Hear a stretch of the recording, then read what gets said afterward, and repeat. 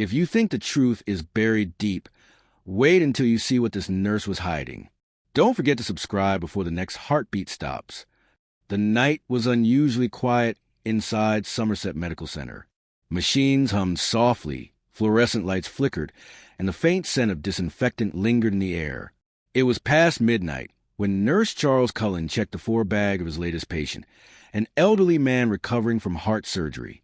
The man's vitals were stable, his breathing calm, until minutes later, alarm shrieked through the ward. His pulse flatlined. Doctors rushed in, performing compressions, calling for epinephrine, for oxygen, for anything that could bring him back. But nothing worked. Another unexpected death. Just one more in a growing list that nobody wanted to question. For years, Charles Cullen was seen as a quiet, dedicated nurse. Pale, soft-spoken, and always willing to take extra shifts. He was the type of co-worker who'd stay late without complaint, the kind of nurse families trusted. Yet behind that calm, compassionate exterior was a man who believed he was God's instrument of mercy. He once said he didn't kill out of hatred. He ended suffering. It started small at St. Barnabas Medical Center in 1988. A patient with chronic pain died unexpectedly. Then another. When administrators noticed an unusual spike in deaths linked to Cullen's shifts, they quietly dismissed him. But no police were called. Hospitals wanted to avoid scandal. So Charles simply moved on, hired by the next one that never checked too deeply. By the late 1990s, he had worked at more than 9 hospitals across New Jersey and Pennsylvania. Everywhere he went, patients died in patterns too strange to be coincidence. Heart medication levels off the charts, insulin overdoses in non-diabetic patients, sudden cardiac arrests in otherwise stable cases. Still, nobody stopped him. At Somerset, staff whispered rumors. One nurse noticed that 4 bags seemed tampered with, tiny punctures near the injection ports. Another saw Cullen in places he didn't belong, hovering around patients not assigned to him.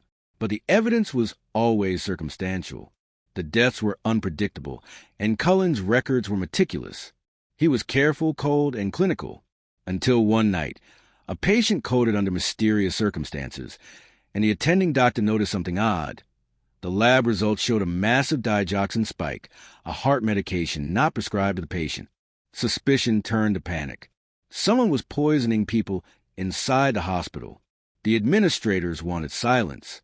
The doctors wanted answers. But one nurse, Amy Luffrin, couldn't look away anymore. Cullen had been her friend, gentle, helpful, always offering to take her shifts when she was sick. But something about his calm demeanor, the way he lingered by dying patients, had started to feel wrong. She began to keep notes: who was on shift, which patients coded, what Cullen touched. She didn't know it yet, but her quiet observations would soon uncover one of the most prolific serial killers in medical history. And then, one evening, Amy noticed something chilling. A half-empty 4-bag with a faint smell of insulin, connected to a patient who hadn't needed it. When she followed Cullen into the medicine room later that night, he was doing something he shouldn't have been doing at all. The next morning, another patient was dead. But when investigators checked the hospital's medication logs, they discovered a pattern so precise, so deliberate, it couldn't have been random. Every death pointed to one man, Charles Cullen. The morning after the last code blew, Amy Luffrin stood in the staff locker room, her hands trembling. She replayed the night in her head. Cullen's calm face, the quiet click of an 4-line, the way he disappeared before every alarm. He had smiled at her just hours ago, the same gentle grin he gave everyone. But now that smile felt wrong. Too composed, too practiced. The hospital administration moved fast, but not in the way she hoped. Instead of calling the police, they sent out a memo: do not discuss patient outcomes outside the facility.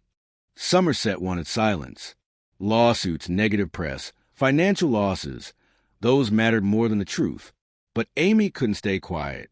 She had worked beside Charles Cullen for months, shared night shifts, coffee breaks, even personal struggles. He had comforted her during panic attacks, offered to help her children, and listened like a friend. Yet the death count kept climbing. When Amy approached hospital leadership, she was met with polite smiles and closed doors. "We're handling it internally," they said. But she knew what that meant. Cullen would slip away again, just like he had from every hospital before. He'd find another place, another job, another set of patients. Then one afternoon, two detectives appeared in the cafeteria. Detective Danny Baldwin and Detective Tim Braun. They were quiet but direct. "We're looking into a series of suspicious deaths," Baldwin said. "We believe your co-worker might be involved." Amy's throat tightened. She wanted to deny it, to say they were wrong, but she couldn't. The pieces fit too well. The medication discrepancies, the random patient assignments, the sudden changes in vitals, and the fact that Cullen always volunteered for extra rounds. The detectives explained that hospitals rarely kept complete medication records. Digital systems were easily overwritten. But Somerset's new system stored every entry, every drug withdrawal, every timestamp. And in that sea of data, a name kept reappearing: Charles Cullen. Still, they needed proof. They couldn't arrest a nurse based on rumors and data trails. They needed a confession or a direct connection between Cullen and the deadly doses.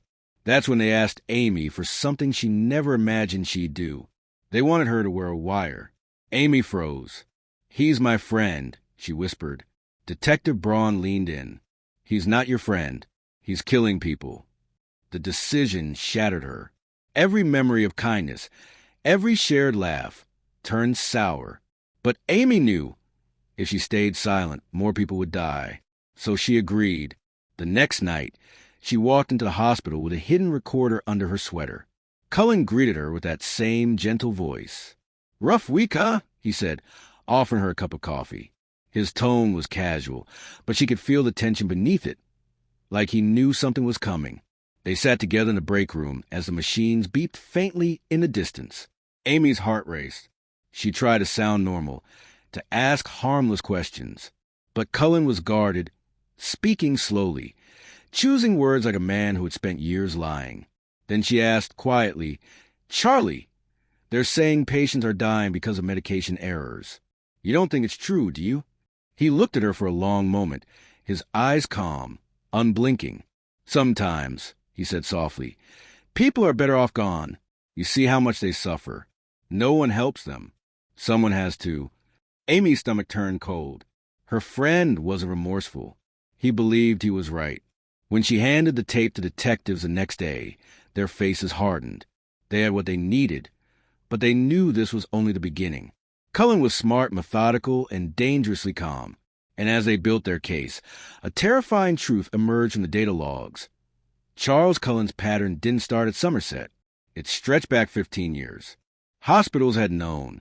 They had fired him, covered it up, and passed him on, each one quietly washing their hands while he moved on to kill again. Amy realized she hadn't been working beside a man trying to save lives. She'd been working beside death itself, dressed in scrubs and a smile. But the worst part? Cullen wasn't done yet. It was a cold December morning in 2003 when detectives walked into Somerset Medical Center with one mission: bring Charles Cullen in before another patient died. They had the tapes, the drug logs, and Amy's trembling statement. But they also knew Cullen wouldn't break easily. He was a trained nurse, calm under pressure, a man who lived between order and chaos. Cullen was sitting in the cafeteria when they approached him. His white scrubs were spotless, his ID badge perfectly aligned, his eyes distant, like he already knew this moment was coming. "Charles Cullen?" Detective Braun said quietly. Cullen looked up, nodded once, and didn't resist when they placed him under arrest. No shouting, no struggle, just silence. At the police station, the interrogation room buzzed with tension. A dull lamp cast long shadows on the walls. Cullen sat across from the detectives, his hands folded, face expressionless. Hours passed in near silence. Every question was met with vague replies. "I don't remember." "That's not my responsibility." But the detectives had something Cullen didn't expect: Amy. When she entered the room, his composure shifted. His eyes softened, almost like relief. "Why are you here?" he asked quietly. "Because they're dying, Charlie," she whispered. "And you're the one doing it." He looked down, silent for a long time. Then, without warning, His voice cracked. They were suffering. Nobody cared. I made it stop. Those words opened the floodgate. Over the next several hours, Cullen confessed to killing at least 40 patients across multiple hospitals in New Jersey and Pennsylvania. But as investigators cross-checked his admissions against old hospital records, the number of unexplained deaths skyrocketed. The final estimate: over 300 possible victims. He described it clinically, like reading from a medical chart. He'd inject patients 4 bags with digoxin, insulin, or potassium chloride, knowing they'd die hours later, often on another nurse's shift. He didn't always know their names, only that they were in pain. When the detectives asked him why he did it, Cullen stared at the wall and said, because no one else would help them. But his victims weren't all terminal. Some were recovering, even improving. One was a 21-year-old who'd come in for a simple respiratory issue. Another, an elderly woman set for discharge the next day. Cullen didn't discriminate between suffering and survival, only opportunity. When news of his arrest broke, America froze. Families who'd lost loved ones in those hospitals began to wonder, was it really natural, or had their final moments been stolen by the man who claimed to care? Amy never returned to nursing after the trial. She testified in silence, watching the man she once called a friend sit expressionless as prosecutors described his crimes. In 2006, Charles Cullen was sentenced to 11 consecutive life terms. No chance of parole. He now spends his days at New Jersey State Prison in near isolation. But the impact didn't end there. Cullen's case forced hospitals across the U.S. to reform. They implemented tighter drug monitoring, digital tracking systems, and stricter background checks. Yet, to this day, experts believe many of Cullen's victims remain unidentified, their deaths marked only as cardiac failure. And every time the lights dim in a hospital room, every time a monitor beeps and a nurse walks in quietly with syringe, that shadow lingers, the fear that mercy might have a darker face. Charles Cullen once said he didn't enjoy killing. He just couldn't stop. Maybe that's what makes him most terrifying. He didn't kill out of hate. He killed because he believed it was right. And sometimes that's the most dangerous kind of evil there is. If you think this story was chilling, the next one will make you question everything you trust. Hit subscribe, because the darkness isn't done yet.